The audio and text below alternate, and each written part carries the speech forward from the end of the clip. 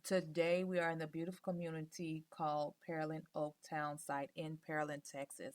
This beautiful home is built by builders Sullivan Brothers. It is called the Carter.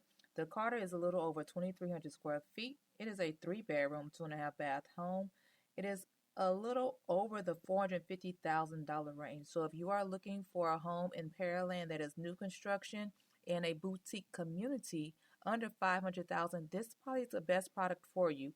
This school is zoned to school C.J. Harris Elementary, Pearland Junior High East, or Alexander Middle School.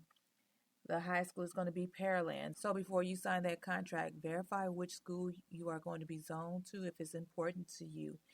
If you have any questions regarding this home, this builder, or any other real estate questions, leave them in the comment section below, and I will be more than happy to answer for you.